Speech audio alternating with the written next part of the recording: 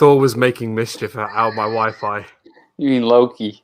Yeah, Loki. That's it, right? What's going on, guys? Disney Dan here. Welcome back to Disney movie review of Thor: The Dark World. Firstly, apologies for the delay. British Wi-Fi thunderbolting to my roof. I don't know what it was. It just something happened. Literally 5 minutes. It didn't work. 5 minutes before you're meant to go live, the Wi-Fi snaps out of extension, and then we have to go back in time and reset the timeline, aka reset my router. Don't get me started. But before we get started, for the good of all Cree. For the good of all Cree. How are you doing, brother? Walt from Mouse Talk. We're back at it again for Disney movie review. We're back and better than ever, Dan. That's all that matters. We are back better than ever, talking about a Marvel movie, a film that is definitely going to be interesting. Now, we haven't done a Marvel film for about 5 months. The last Marvel film we did was Captain Marvel, but we are talking about Thor today. But first, I want to see who's in the chat. First, right at the top, we had Samantha Lowe, Timothy Rainwaters, two wonderful, amazing people. Thank you so much for being here, you guys. Jean, welcome in. Melissa from Mouse Talk, good to see you. Melissa did a fantastic, amazing job this week live streaming from the parks. So thank you so much, Melissa, for bringing us amazing content. Thank you so much. She doesn't need me anymore. Oh, I like you guys both there. But Melissa did an amazing job. Kelly, the Mickey Bunch, good to see Kelly. Christine Hickman, member of the channel, thank you so much for being here, Christine. Happy weekend. Super Fluffy Yeti, welcome into the stream. Flipper's Pool, welcome in, Flipper. Pamela Hoffman, good to see you too. And I think that's about Paula Rainwaters, welcome in. We got half the pool, we got half the Rainwaters crew here. Welcome in, guys. Good to see you. Indeed. Welcome in Disney Movie Review Sunday of Thor: The Dark World. We finally got away from those classic Disney movies. You know, we looked at hey, this could be a classic at some point. We finally stopped looking at Escape from Witch Mountain and Davy Crockett and what else have we looked at? Darby O'Gillen with Little People. So we're coming to more sorts of modern times. Courtney Rainwaters, Loki is officially better brother, just saying, well, we will talk about it. Super Melissa has officially got her solo streaming certificate. I agree, says Super Fluffy Yeti. Absolutely. But we are back talking about Thor: The Dark World. So this movie, it was the first film of Phase 2 of the MCU, coming off the wonderful smash hit phenomenon, The Avengers. This was Thor's second film. And the Infinity Saga is starting to unravel a little bit. We've had the Tesseract being introduced. We've had the Mind Stone, which was in Loki's Scepter Avengers. So we've had 2 Infinity Stones. And this film is pretty much the basis around the 3rd Infinity Stone, which really isn't a stone in this film. It's more of a big pile of glue called the Ether. Which is the red reality stone. But yes, that's what this film is all about. And we get a phenomenal cast. I just want to read off the cast for you, Walt, because on paper, this cast is fantastic. It really, really is. So let me bring this up if my Wi-Fi lets me. We have Chris Hemsworth, Natalie Portman, Tom Hiddleston, Stellan Skarsgård, Anthony Hopkins, Christopher Eccleston, who played one of the doctors in Doctor Who. We had Zachary Levi. We had Idris Elba, Rene Russo. We had some really star-studded cast here, thinking that this could be a really, really great film. And we will soon get to our conclusions at the end, because this film definitely is very opinionated amongst us Marvel and Disney fans. Matt Simbatu, welcome in. But first impressions, Walt, what did you expect going into watching this film this week? What sort of your background with watching Thor: The Dark World? And did you have sort of expectations after you watched the first Thor film? Well, I think, like you said, first film of Phase 2, tough act to follow. It's really hard to be that first film after such a first phase to get everybody started. and kind of continue the overarching 10-year story that they're getting us to. So it's really a lot on the shoulders of this movie. Mm. They're also trying to incorporate introducing a new Infinity Stone. So I'll just say it was a lot on the shoulders of this film. Absolutely. I'll start there. And I think out of all the Avengers, right, especially in phase one, Thor's probably the hardest one to write for because Captain America, set in World War II, modern day. Iron Man, definitely modern day kind of guy. Hulk, similar sort of thing. Thor is off planet. It's mythological. It's a lot harder to bring a character like him into sort of the modern kind of day. Yeah, and I'll say something else too. For me, this film was a tough act to follow from the original Thor. Mm. Okay, the first Thor movie, Melissa and I absolutely loved that film. I remember to this day going into that movie theater having no expectations and walking out of that theater like, wow, that was awesome. Mm. We really, really loved that first film. And that being said, I'm in the minority. I'm one of the very few that I am not a big fan of kooky Thor. I like the serious Thor. No, that's absolutely fine. Like, everyone is. I've never liked him being. I always felt that the Ragnarok and all that make him out to be a punchline. He's the butt of the jokes. They make him look stupid and dumb. I don't like that. He's the god of thunder, for crying out loud. He should be. That's why I liked at the end of Infinity War when he actually came back to kind of being that way again. So. I think definitely the character of Thor has been certainly very polarizing amongst Marvel fans. I think opposite. As a character, I've preferred Thor as he's gone on up to Avengers Endgame. But I think you're sort of the opposite way. So, yes. But everyone is entitled to how they work, and I think this is kind of a good middle point, a good overlap between the both of us. Because Thor has some good quips in this film. He has some good, lines, and we'll get to the start of the film. I'll have to watch the first film again. I vaguely remember it says Super Fluffy Yeti. I do want to start off by saying, after rewatching this film this week, I've really enjoyed the first 45 minutes to an hour. I really did. I really enjoyed the first 45 minutes to an hour. I think the first bit, the exposition about the Dark Elves and Odin's father, Bor, the little sort of battle at the start, giving a bit of exposition about who the Dark Elves are, who Malekith is, the villain. Maybe you kind of needed to know about that. It's definitely exposition heavy. But I really enjoyed the first sort of reintroduction of Thor at that little battle where he goes up against Korg's big brother. and he spins his hammer around and smashes him into a million pieces. And one of the best lines, he goes, anyone else?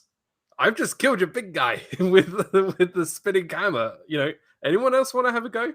And then the guy, Zachary Levi's character, who plays Shazam in the Shazam films, because he got ditched from Marvel, he said, maybe you should start with the big one next time. I think, these little quips, these little sort of jokey lines, really good stuff. Right, but that's the thing. See, that's what I don't mind funny parts in these movies when they're in the right place and when they're given correctly. I just don't want the entire film to be a sitcom. Right. Okay. Which has always been my issue with Ragnarok. It's okay to have funny quips here and there. They all have them. I agree with you. That's a great line by both of them, but it's not throughout the entire film, which is to me a good thing. I'm not there for a sitcom. No, absolutely. So Thor and the Warriors 3 and Lady Sif have this little fight in this little town, and one of the Warriors 3 stays behind. They go off planet back to Asgard. And I want to say this because I think this definitely gets overlooked. The Thor films as a whole, looking at all three Thor films, and every time we visit Asgard and every time we visit sort of this world, it looks stunning. Visually, Yeah, it looks stunning. I'd like to live there. The cinematography is Yes, very really, good. really good. I agree. Looking at the Rainbow Bridge, and we get to explore a lot of Asgard in this film, and going into the different parts, not just the palace or the dungeon. It's everything, and it gives you a lot more depth of that. This is an actual world, an actual city that these Asgardians live on. So, um, and then we kind of see where Natalie Portman is. She's on a date with my boy Chris O'Dowd, who's a really famous comedian here in the UK. Absolutely love him. He's a really good comedian. And they're just deciding what to eat. And she's kind of hung up about like, oh yeah, it's all about Thor. I can't think about Thor. Oh wait, I'm thinking about Thor. And then she gets interrupted by Darcy. Darcy's in this film. And I want to ask you this opinion here. Now that we've reintroduced ourselves to Darcy, do you think your opinion of Darcy has changed now that you've seen WandaVision? Well, I think it's later. I mean, Darcy's character has developed a little bit Mm. over time, but she's pretty much the same character. I mean, I think what they didn't. That's a hard question because in the first two Thors, she's an assistant. She really doesn't know a lot. She doesn't really know what she's doing, and then we don't really see a lot of her after that. Mm. And then all of a sudden, in WandaVision, she's this incredibly intelligent. She's the outside girl, outside But of the. she's also the super science wonder person who knows everything. Whereas in the first two Thor films, she was just an intern who really didn't know a lot. I mean, she kind of, because like when she comes down to that scene, she's like, there's something going on here on this thing. I'm a jig. I don't really know what it is. So like, Right. she doesn't know what she's talking about. And then all of a sudden in WandaVision, she's this major super science person who knows everything. Yeah. But we don't really get that progression of her from when she was just an intern to where she is now. Yeah. So it's hard for me to legitimize her. Because you don't see her I don't sort of see her build up that progression knowledge, and ever. she's not like a really main character. Right. I do like the fact I do like the fact that she's now sort of popped up in WandaVision. I'm assuming we'll see a little bit more of her in the future. Yeah. But I like her character. yeah, I do too. The one character I did not like that you can completely rip out of the script and wouldn't change anything about this film is the assistant of Darcy, who's called Ian or something. Yeah, he's just comic relief. That's all he He's is. there for no reason whatsoever. Exactly. You could have taken him out of the film, and it would have made no difference. No difference at all. And that's one thing I hate. Really drives me crazy about film. I love my film. You can see all my Blu-rays behind me. If there's a character who gets a lot of screen time but has no impact on the story whatsoever, it drives me crazy. It does, because why are you there? You're there to hold things. You're there to follow people around. That's all you're there to do. Right. And I did not like this Ian's character who followed Darcy around. Just completely irrelevant. Mm-hmm. So things have been going on. There's been sort of sightings. Natalie Portman's character, she's trying to find, where's Thor, these readings. She's moved to London. Can I just say they've done London really well here? They've portrayed it in a good way. Maybe a bit too much sun in London, but still, it's they've portrayed it very well. I'm assuming they did a lot of filming there. They probably chose the only 2 days in the whole year in London that they actually have good weather. But they were trying to find these readings to try and track down Thor. But weird stuff's going on. Weirdly weird stuff's going on. Well, it's a once in a millennia type of thing. Every 5 years, the 9 realms will align. They will align, and we're coming up to that point again, the 5,000th year, where they will align. And part of that alignment is where the ether kind of plays a role in that. If you can have the ether and you're in control of it, whereas the ether can bring light, it can also bring darkness depending upon who is handling it. And that's kind of where Malekith's whole 5,000 years ago, that's what he wanted in the first place. That was his whole, what's the word I'm looking for? Motivation. He wanted all darkness. That's what, and when these 9 realms align, you can do that if you control the ether. At this point, the reason why Kat Dennings went to Natalie Portman at the dinner table that during her date was because they found an anomaly, and it was actually kind of like almost like Harry Potter. What's that called? A porthole, a keyhole into the other universes that you could go through. If I'm explaining that right. Yeah. Because they're now starting to align, you have those little areas where you can do that. Yeah. And it's like a little doorway into other places, into other planets, other realms. Correct. R. Johns from Dana's Kitchen. Well, hi Dana. Hope you're cooking some. Hi Dana's Kitchen. Hi, R. Johns and everyone else in the kitchen. Simba2 says, I'm with Walt. I like more serious Thor. He also says, I didn't like the Agnes Witch thing, but that's just me. Back to our regular programming now. We'll get to WandaVision at some point. I'm sure we will. There's actually a really famous game a couple of years ago called Portals. You could play it on Xbox and Xbox 360, all that, where it was a game where you could jump through these portals you would make and go to different places. And it reminded me a lot of that. It was kind of cool. It's really intriguing concept, but I think is one big problem about this film is it's very, very science heavy. There's a lot of technical words in this film. The writing of the script is very science heavy. You've really got to follow what they're talking about for it to make any form of sense. Okay, we also have the one big flaw, and I'll just get it out of the way right now. The one big flaw I have with this film is, what stone is it that we're talking about? Right.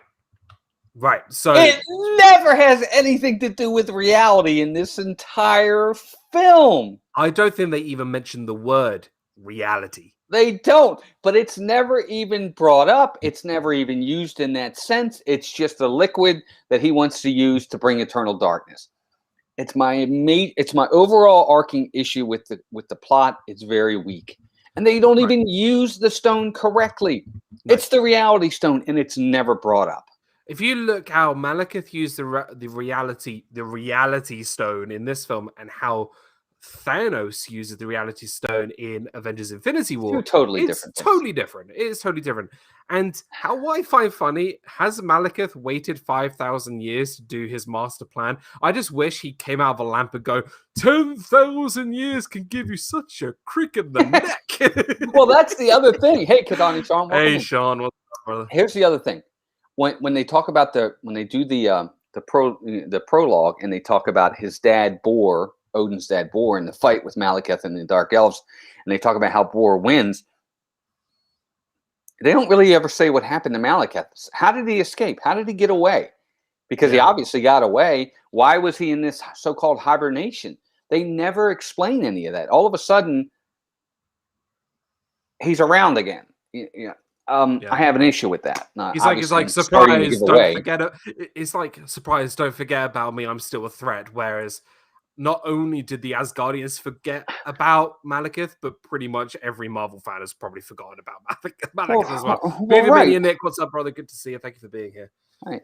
And then from there, of course, once they do get Natalie Portman, Jane Foster over to where these portholes are, she accidentally goes through one, and she goes through the one that actually is. They buried the ether. Where they buried the ether. Yes, exactly. And that's for this story, that's huge, because she's there. And what I really liked about this part, Dan, was when she went up to where the ether are, she wasn't dumb. Normally in these films, the dumb person would try to put their hand in there, and she never did that. If this was Ian the assistant, he would have put his hand in. Right. All she did was look, and then it attacked her. That I liked. I'd like the fact that they didn't take this incredibly smart person and make her do a dumb thing like, oh, look, there's something I've never seen before. It looks really weird and ominous. Let me put my hand in there. They didn't do that. That was good. But it did. It consumed her, or she consumed it inside of her. It's like, this is how I kind of say, when you go to, this is going to be our weird analogy of the show today. When you go to like the zoo and you see like where you put your hand in, you're scared what's inside like the hole, like whether it's a creature or something, right? And people are hesitant to put it, and people don't really put their hand in. Why would anyone put their hand on this red goo that clearly looks dangerous. Right. And she Like, didn't. I mean, she did, but in all fairness, in films they do that, but right, they she, do. you know, didn't do that, which is good. It's a good Right. thing. So she gets sort of enveloped. She gets kind of taken over by the ether. It now resides within her. And Big Buddy Thor turns up with his big Goldilocks hair, and he's like all good. The police officers try and stop them. Well, here's the thing. Let me go back for a second. Yep. They actually don't know she has it inside of her. What happens is Thor goes to Heimdall and asks how she's doing, and he's like, I can't see her. Mm. He can see everything. Yeah. He's like, I can't see her. I don't know how he does with that big helmet over his eyes. Right. But Well, he's awesome anyway. But he goes, I can't see her. Mm. And that kind of alerts Thor. And then that's when that's why he goes to look for her. He doesn't go look for her because she's got the ether, because Dan's about to say it. He goes to look for her because Heimdall can't find her, so he's worried. And when he does come back to Earth, like Dan says, the police are there because they're trespassing. And when they try to take her away, the ether acts like a defense mechanism and kind of, like, I don't even know what you want to call it, explodes. They kind of project all the sorts of police officers in their vehicles sort of away, like tell them to back off, kind of in a forceful way. Right. And Thor sees this, and that's Thor when sees this. He's like, "Oh, I need to, get they can't take it to the hospital. They need to go to Asgard." Right. So Thor takes Jane Foster through the Rainbow Bridge up to Asgard, where she could be seen by Asgardian doctors, I guess. And they find out that it's like a really powerful weapon, and all the tropes that we know, and it's really, really bad. And Odin's not okay with this. He wants her to go home and go back to Earth. But this is where Malekith finds out that the ether has been sort of emerging, and kind of somehow he knows that it's now on Asgard. Mm-hmm.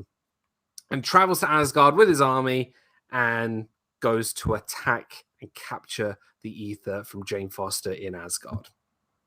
Mm-hmm. So one of my kind of coolest moments definitely involves Heimdall. He kind of noticed something's not right, and he runs on the Rainbow Bridge, takes out his daggers, and takes down one of Malekith's ships. It's pretty cool. It's nice to see Heimdall not putting a sword in a little, like, sword in the stone analogy kind of thing. It's nice to see him do something. Mm-hmm. And he notices that all these ships are attacking Asgard. It's nice to see Asgard actually in sort of a battle. Mm-hmm. The Dark Elves versus these, versus the Asgardians. Michelle the Quilter, welcome in, watching Donna's cooking stream. Well, hopefully you're watching Donna and us at the same time. She is. She says watching Donna cooking too. There we go. So there's a big out attack, and we forget to mention that before Malekith attacks, he sends in somebody beforehand. Kind of a mole. Yeah. Almost. So Malekith's kind of right-hand man is a character called Curse. Now, Curse is essentially like a dark elf, one of his soldiers, but takes like sort of like a red, almost like a poison. He crushes it, and he becomes like the Hulk.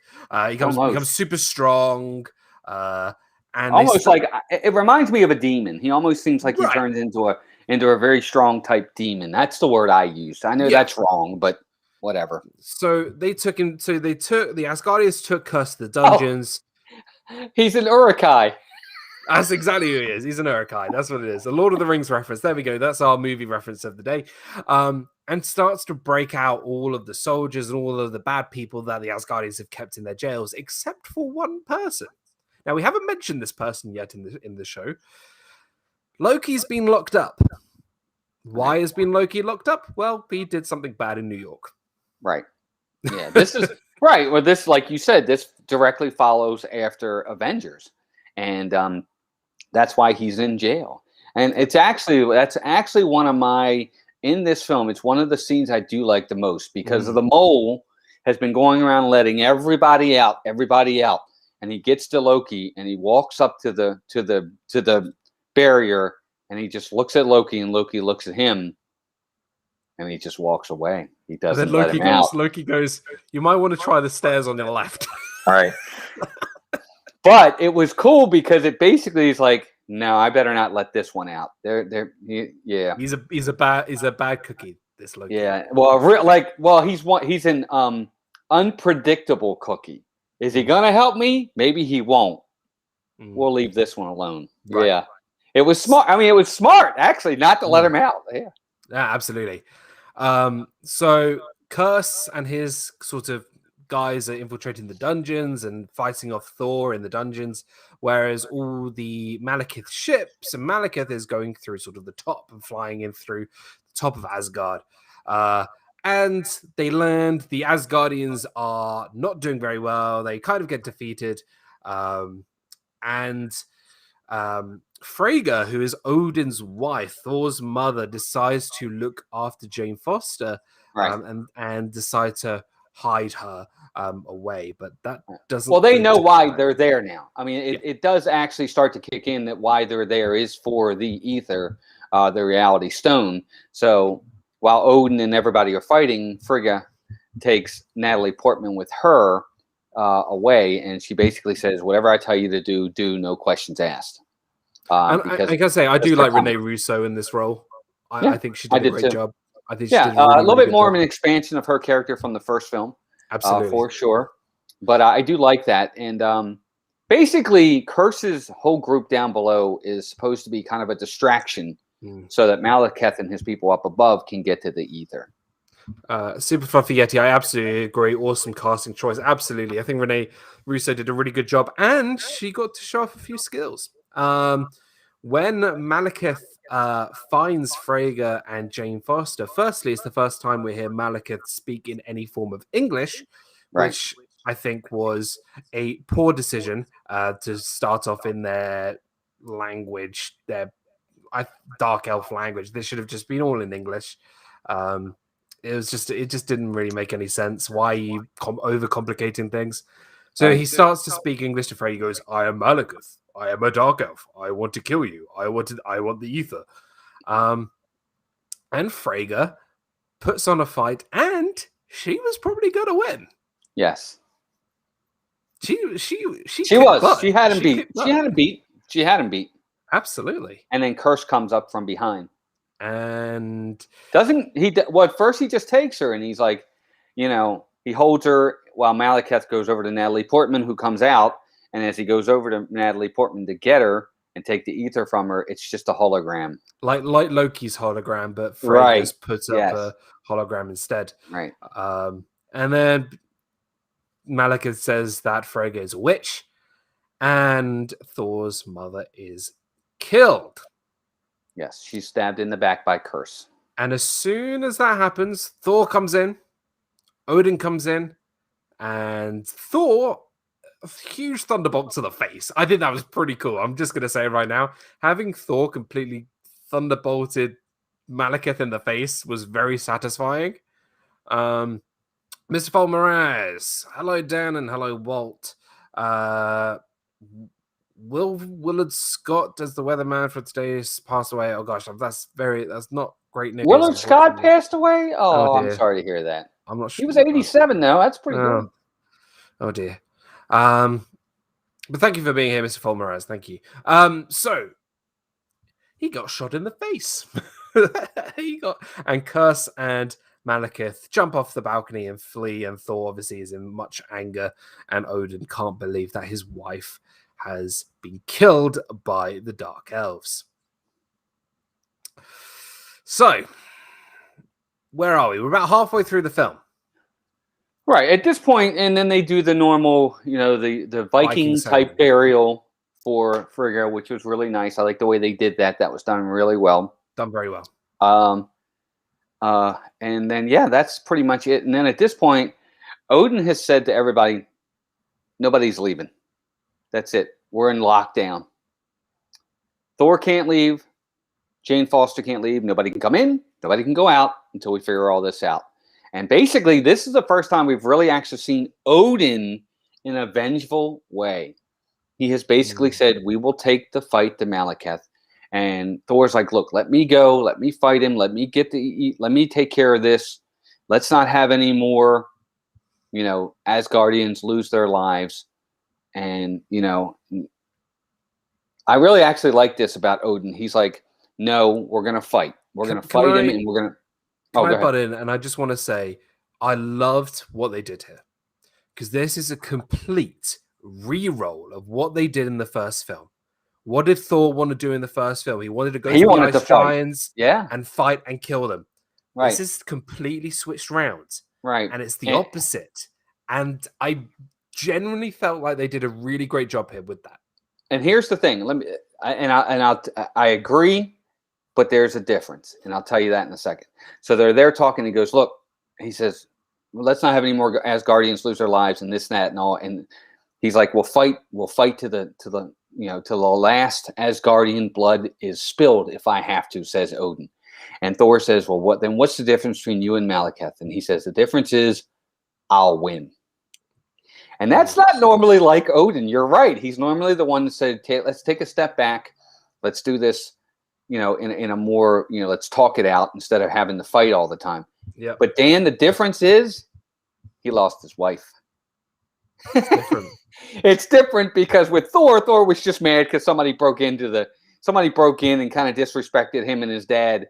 In this case, he lost his wife. You're right. It is a role reversal. But it was really a neat kind of reverse of fortune for sure. Absolutely. So after this, Thor decides to commit treason. Commit treason.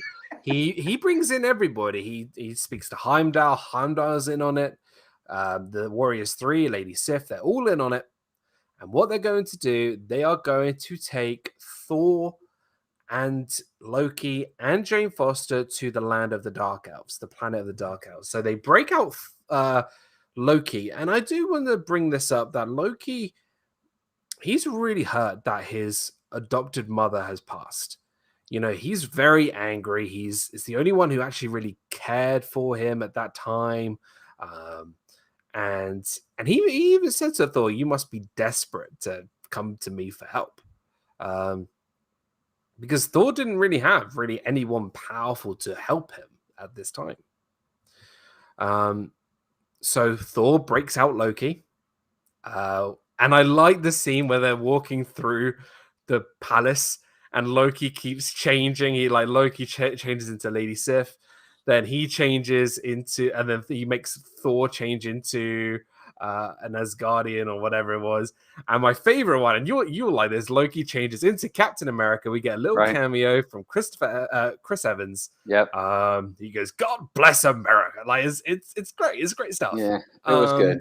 It was. You know what? I really like that scene because it really cut the sort of tension and made a bit of comedy. It needed a bit of comedy during that time. I think Loki does a great job in this part. Surf Bomb John, what's up, buddy? Good to see you. Thor is the man with a thumbs up. Good to see you, brother.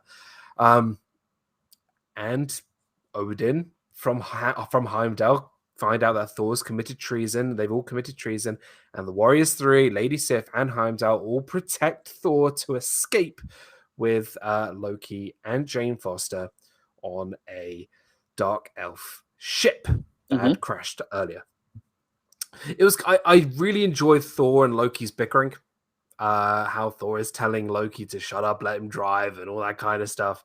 Who's the one that can actually fly, says Thor, and who's the better pilot. It was good stuff, and I agree. He actually throws Loki out the door on purpose. On purpose, obviously.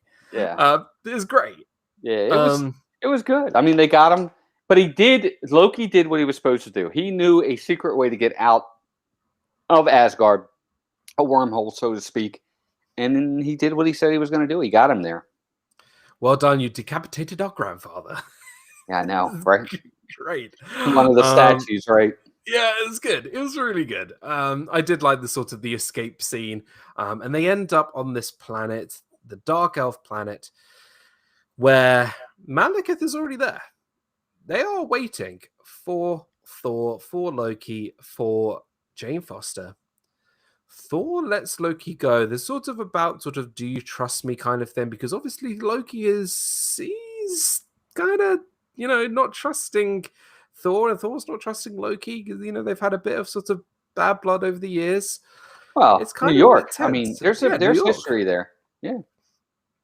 And this brings me on to when I first saw this film, one of the biggest surprises. So Thor lets Loki go, and Loki, with Malekith inside, Malekith can see them. Loki cuts off Thor's hand. Stabs him first in the Stabs him gut. first. Yeah. Pushes him down the hill. Yeah. And you're like, Man. oh, Loki's swinging the other way. He's becoming a villain. He's going back to his Avengers villainous thing. Yeah, and then he cut off his hand. You're right. He cut off his hand. He did a whole Darth Vader going on thing. He cut off the hand. Mm-hmm. And almost Malekith starts to sort of rooting for Loki. He's threatening Jane Foster, and Loki is just he's kind of changed. It's very, very you didn't expect it. Malekith starts to now take the ether out of Jane Foster, trying to consume the ether, the reality stone out of Jane Foster. And he does. And successfully. He succeeds. But as it's going into him, the God of Mischief does not fail. He deceives Malekith, and actually Thor's hand was not chopped off. It was an illusion. And actually Loki and Thor were working together, and Thor fires a big thunderbolt into the ether. And destroys the ether. Or so we thought. Somewhat, yes. So it was a big plan to sort of deceive Malekith, and yes. Now, Curse gets killed here, doesn't he? Remind me. I forgot. Well, in a little bit he does, yes. He ultimately will go down. But what happens is, it looks as if they actually destroy the ether. When the lightning hits the ether, you see it explode, and it looks like it's gone. But it actually reforms and goes into Malekith. So he does get what he's come to get. Right. And then he tries to get on his ship to go away. Thor chases after him, and that's when Curse kind of gets in the way to let Malekith get away and starts fighting Thor. And it really has the upper hand the entire time. And then ultimately he loses because Loki comes up from behind, kind of helps Thor. Malekith kills Loki or hurts Loki mortally. But just before he does that, Loki kills Curse. And then Thor comes over to his brother and thinks he's dead. Unfortunately, Loki doesn't make it. Loki doesn't make it. Wink, wink. Yeah, exactly. Because Loki dies like in every film he's in. Yes, he does. So... except one where they actually say no resurrections this time. Well, he was coming back at somehow. Yeah, it's just but it was a different Loki. It wasn't. It was a different Loki, a different timeline. That Loki was right. So Loki dies, and Malekith escapes, and Thor and Jane are kind of. What do they do? And they're trying to get out. They're stranded. They're stranded on this planet, on and a deserted island. Jane Foster gets a phone call off planet to one of my favorite British comedians, Chris O'Dowd. And he's like, oh yeah, I had a great time on our date last night. Bearing in mind, Chris O'Dowd's character, Rich, is on Earth, and Jane Foster is still somewhere on this dark elf planet. But did we forget about the portals? Right, exactly. Now, the portals, they literally stepped into wherever they were.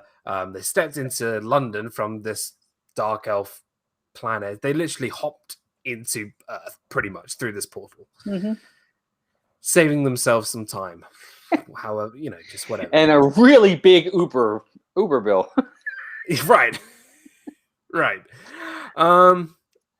Now, another character who we haven't really talked about because he's kind of been sort of a side character until sort of the last part of the film is Dr. Eric Selvik. Now, Eric Selvik, if you don't remember who Eric Selvik is, he was brainwashed by Loki in the Avengers films, Oh, and he was kind of doing the scientific stuff with the yeah. Tesseract to try And and he was bring in in the first Thor movie. He he was was the in the scientist Thor. with Jane in the first Thor movie. Right. Yep. He's been So around. he's been around. He's gone crazy. He's been running around Stonehenge naked, picking up these spike things.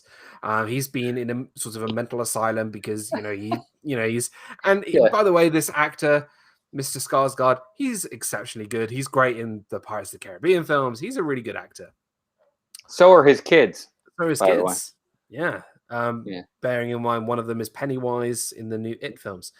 Um, and so he's been running around and like trying to prove everybody like the alignment of the planets and all that kind of stuff and all these, and I put these sticks in the ground and everything will Right. But he's right. He is but he's ultimately right. They all think he's a whack job, but he's actually right. He is absolutely right. Yes.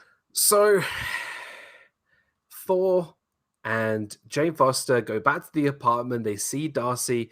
They see Eric Selvik, who was taken out by Darcy and Ian from the mental hospital, brought back home, whatever. And the sort of the band from New Mexico from the Thor film, the first Thor film, are back together. Like all these guys who are in the Thor film are all back together, trying to figure out how to stop Malekith. And Malekith is now flying into Greenwich, London. Now, if you don't know where Greenwich is Greenwich is like the Greenwich It's Mean London. Time. It's in London. It's where we get our, how you say Eastern Time is where we measure from, like London time, Greenwich. Okay. Don't know why they chose Greenwich. Makes no sense. And the way to stop, okay, I'm going to say right now, how they stop Malekith is the most convoluted, ridiculous. I still don't understand how they stop him with these spike things. Is someone manipulating the portals or something? I don't even know. They said just to put these spike things in the ground and it will work. That's pretty much what they I don't even know what they are. And I think that's one of the biggest problems with this film. It's so scientific that you can't really understand why are we putting these metal rods in the ground? Like, what are they? What do they do? Right. Like, it doesn't make sense. Right. And ultimately, I mean, he comes to Earth. He's there because what's going to happen is his motivation is when the 9 realms align, he's going to release the ether and put everything into darkness again. And take over everything. It's that simple. Yeah. That's his job. I took it, Dan, as they had to make sure he didn't do it. Basically, all they had to do was delay him. I took the sticks as ways for them to use the portals so that they could come and go. And that's how I took it. Because throughout, they would fall through different portals, this, that, and the other. That's what I took it as. I took it as the only way to win was just to make sure that he couldn't do what he wanted to do in time. Because the 9 realms were only going to stay aligned for a few seconds or a few minutes, and then it was going to be disaligned, and then he wouldn't be able to do what he wanted to do. That's how I took it. I could be wrong, but I took it as their job was just to delay him. And then, but isn't that the problem? Like, we can't understand what I agree. Malekith's intentions are. We know what Thanos' intentions are. Get all 6 stones. No, his intentions, I think we understood. He wanted all darkness. At least for me, I'm not 100%. Well, just releasing the ether up into all 9 realms as they're aligned, so it just goes straight up and in. I guess that's how I took it. Yeah. I just don't know how they stop him, like other than just to delay it so that they're not all aligned anymore. You're right. I mean, it's a very difficult film to follow in that respect of why is he doing? What is he doing again? How are we supposed to stop him? Yeah, you're right. Right. So Thor and Malekith have their big fight scene. I like the fact that they were fighting through portals. They ended up on Loki's home planet where they interacted with one of those big ice monster creatures that were brought into Earth. That was kind of cool. They also Loki ended up in the tube, the underground. It's like, how do I get to Greenwich? Or like, oh yeah, take the 3 stops. And I love that. I think that's great. That was fun. That was a good sort of breaking the tension there. I love the fact that they fell on the gherkin. Now, if you don't know what the gherkin is, it's that big sort of gherkin-like building, and like Loki, and it's funny. But yeah, it was an okay fight scene. Like nothing, really special. It didn't really show me that Thor was Thor. It could have been anyone. You could have put Superman in that situation. You could have put, the Hulk in that Right. situation. Thor really didn't show that he was Thor, like the god of thunder. Like it didn't feel like. Do you get what I mean? Like you could have put any superhero there, and it Right. would have made the same. The same outcome would have happened.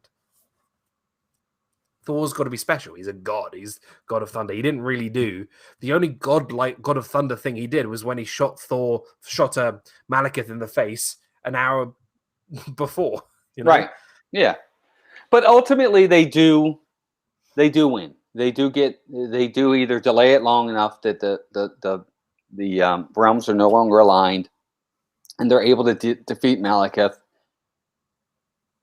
and he's dead. And I did like how when Malekith's ship is falling forward and Thor's beat up so bad he's passed out, and Natalie Portman tries to pull him away so he doesn't get smashed. She can't move him, so she just lays on top of him, and you're expecting them to get crushed. And the ship actually goes through one of the portholes thanks to Dr. Selvik manipulating it just in time, and then you see the ship actually fall on Malekith, which is kind of neat. So I like that. I thought that was fine. That was cool. Neat. And then after that, that's pretty much the end of the movie. Like nothing else really happens. Well, actually there is something. They go back to Asgard after all this is over, and Thor goes up to his father, King Odin, who's on the throne. And he basically tells his father says, you're ready to be king. And Thor's like, no, I can't. I can't do it. It's not for me. It's not the role for me. I need to be the person that fights in other places to help others. And his father's like, I'm proud of you. Right. You're my son. Go forward, son. And he leaves, and then all of a sudden you see Odin switch, and it was actually Loki who was standing there the whole time. Right. Which to me made no sense because here's my problem with that scene. First off, where is Odin? Is he that stupid that he can't? I mean, that never comes to fruition. Why doesn't Odin ever call to Thor and say, we need to have a conversation? And Thor would be like, well, we already had that conversation, Dad. Something like that. Where is Odin at this point? We never really see him. We don't know. We don't know what happened to him. We do know what happens to him in Thor Ragnarok, but it doesn't show how that was happened. Jack Jones, what's up, my brother? Good to see you. Hope you're doing well, man. But you're right. And basically, that's how it ends. He goes back to Earth for a little bit to be with Jane Foster, but that's kind of it. That's kind of it. We do get 2 post-credit scenes. One post-credit scene is when Lady Sif and one of the Warriors 3 bring the Reality Stone Ether to the Collector, who is in Guardians of the Galaxy. By the way, we've reviewed the Guardians of the Galaxy, both films. Go watch them. Mm-hmm. Go watch our reviews. It was really, really good. But they bring the Collector, the one of the Infinity Stones, the Ether, and what the Collector says, Benicio del Toro, he says 1 down, 5 to go. 5 to go. He's interested in some of the Infinity Stones. So we get introduced to this character, which obviously leads into Guardians of the Galaxy. And then the second post-credit scene is literally in London. One of the ice beast creatures is running through and whatever. Yeah, it's just a funny post-credit scene. It's unnecessary. Yeah. Yep. Yes, and that's it. That's the film. That's your film. That's Thor: The Dark World. Interesting film. Really, really interesting. We will give our review. I'll recap in just a second. But what we would like you guys to do now in the chat is your turn to rate and give a grade of this film. A+ being the best, F being the lowest, C is kind of like a middle. I want you guys to tell us in the chat what grade you give Thor: The Dark World, whether you've seen this film. If you haven't seen this film, give it a shot. We really recommend every film that we recommend in this series. Go check it out, and give a reason why you gave that certain grade. So please put that in the chat. And while we're doing that, I'm going to ask Walt his summary of the film, what grade he gave, and his favorite character in the film. So in the chat, please put down your grade for Thor: The Dark World. So Walt, summarize this film for me. Thor: The Dark World. Well, again, it was a tough act to follow from the Avengers in that first phase one, which really kind of kick-started everything. It's a tough act to follow, but it is what it is. I think they could have done a better job of following up with Thor, the original. The story they told here was a very bland story, I don't want to say convoluted. I think how they came across this, okay, stop the Dark Elf from full darkness in all 9 realms. Okay, fair enough. That was it. That's basically the gist of the story, is what they're trying to do. They didn't use the Reality Stone in any way, shape, or form the way it was supposed to be used, which made no sense to me. The acting was fine. The scenery, the cinematography is always fantastic. The score is always really, really good. There are good things about it. There are lots of bad things about it. It's one of my least favorite Marvel films in the cinematic universe. I got to give it a C-. Okay. For me, my favorite character is in this film is Odin. I just nice. I like, he's one of my favorite anyway, but I really like Anthony Hopkins as King Odin. Very nice. I'm kind of on a similar sort of lines as you, but before we get there, I just want to see what people put in the chat. Melissa gives it a C. Simba2 gives it an I. I don't think anyone's given an I before, but that's okay. Timothy Rainwater gives it a C-. Super Fluffy Eddie gives it a B+. If it's on TV, I'll watch it, but I won't go out of my way to find it and watch it. Courtney Rainwaters gives it a B. Candy Mum gives it a dad. Oh, wait. No, she's saying hi to me. Hi, Candy Mum. Hi, Cynthia. Good to see you. Thank you so much for being here. Chris Dad Builds, what's up? First time I saw it C. After rewatching it, a B-. Well, I will say that it got higher than I was going to give it. I was going to give it a D+. Rewatching it, it went up for me too, Chris. Hannah, good to see you. Hannah Waggle, hey, thank Hannah. you so much for being here. I watched this film a while back, and I give it a C. The fight scenes weren't amazing, and some scenes were a bit confusing and didn't really fit in. It fit in line with the first film, Hannah says, and definitely a really good point there. Pamela Hoffman gives it a C-. Simba2 says, I saw it a long time ago in the theater, but didn't analyze it, so an I for incomplete. I love it. Okay. Here's my review. Like you said, Walt, there's a lot of issues with this film. I think the script could have been done a lot better. Very forgettable villain, very sort of convoluted. Yes. And obviously the character of Ian really just, didn't need to be in there as well. Yeah, the villain is one of it's one of the weaker villains in the universe for sure. Right. But I think this may be, I'm on the same wavelength as you. This is definitely one of the weaker Marvel films, but I don't think this is a horrific film. If you want to look at a bad superhero film, this film is not a Batman on Robin. This film is not a Superman 4 Return Quest for Peace. This is not one of those really, really bad superhero films. No. There's a lot of great things about this film. The cinematography is fantastic. The visuals, the music, I think, is really, really good. The acting, though it might not give the best characters, I think the acting overall was very good. For what they had to work with, yes. What they had to work with, absolutely. There's a lot of positive here than I think negative. Is this, I think someone mentioned it in the chat, would I go, I think it was Chris, would I go back and watch it again? Maybe. If I was rewatching the whole series, if I had a choice of which Marvel film I want to watch tonight, I'm not going to pick Thor: The Dark World. I'm not. But I was pleasantly more surprised, and I think I actually like this film more now that I've watched Avengers Endgame and seeing like Darcy in WandaVision. I like it more now than I did before Avengers Endgame. So my review, I'm similar to you, Walt. I've given it a C+. Okay. Given it a C+. I think this is an above average film. I don't think it is an average film. I think it's a little bit better than that. But I think there's a lot more positives than I think negatives. I I don't think this is a horrible film. I don't think this is a bad film. It's an okay film. It's fine. It's, it's a good an hour and a half, 2 hours. Sit back, enjoy, just take it all in, whatever. That'll be it. So that's my review and summary of Thor: The Dark World. Chris says Marvel was still trying to find their approach to Thor, I think, during this movie, but they nailed Loki in it. And that's going to bring on to my favorite character. I really enjoyed Loki in this film. I really did. He brought some good depth and good heart to the film, good comedy, he bounces off Chris Hemsworth. Tom Hiddleston, Chris Hemsworth works so well. Really enjoyed Loki in this film. I liked it. I like Loki as a side character. His TV show was good. I liked it. What I don't like Loki as a main villain. Okay, he's just not. Villains to me are villains that I'm scared to death of. Thanos is a fantastic villain.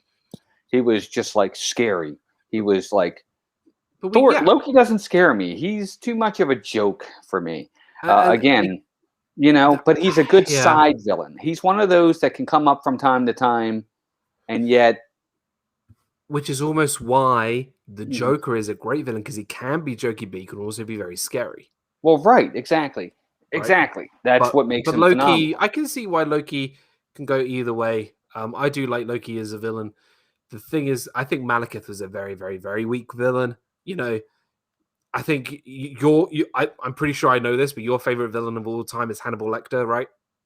Mine? No, it's Darth Vader. Darth Vader, but you do like Hannibal Lecter, though. I do like Hannibal Lecter. Right. He's very scary. He's very scary. You look at Hannibal Lecter as and Malekith, it's completely opposite apart. Like it's and yeah. So Super Fluffy says, if I had to rate it against other Marvel movies, I may have rated it lower, but rating it against all the other schlock trash movies out there, it rates high. Absolutely. Yes, Dan, I love Loki. He is the best in the Thor series. He is misunderstood, and that's why I love Loki. This show is amazing.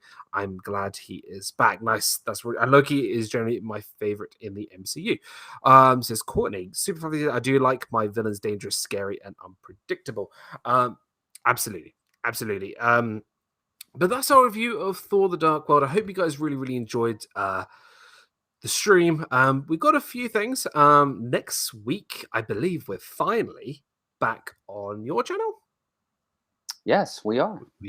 We're back on Walt's channel next week for the pick, which we will do right now. Oh, Lord. So guys, here comes Camp Rock 2. So guys, go out, watch whatever film we're going to pick this week, and come back next week on Walt's channel for the review of this film that I'm going to pick out. Drum roll, please, everybody. Next week's film is... I'm calling it. It's going to be an animated. Okay, I need to check something here. I'm checking something on Disney Plus, right? Because this is something interesting. I'm gonna see if this is this an actual The Monkey's Uncle? Is that really a film? Okay, Lord of the Rings. I have picked up a television series. Oh Lord, I'm not watching the whole series. Called The Disney Insider. Now, I'm going to make an ultimatum here. We either put this one back in the box, and we will, I think, over the next couple of months, maybe watch an episode at some point, and then we will come back and watch it as we'll set almost like this one for like the end of a month. Here's my thought. And again, I think everybody in the chat can help too. This is Disney movie review. So I think it should be just standalone movies. I think series are going to be difficult to really get through because some of them are 7 episodes, 8 episodes, 10 episodes. It would take a while. That's just my opinion. Imagine if I pull like Prop Culture now or The Imagineering Story. Right, exactly. But even those, I would say... Okay. All right. We'll redo. We'll draw again. We'll draw again. All right. Let's go for this one. Draw again. Oh God. Can we just go like another week without going back to a classic film? Nice. What do we And get? you'll like this one. You'll like this one.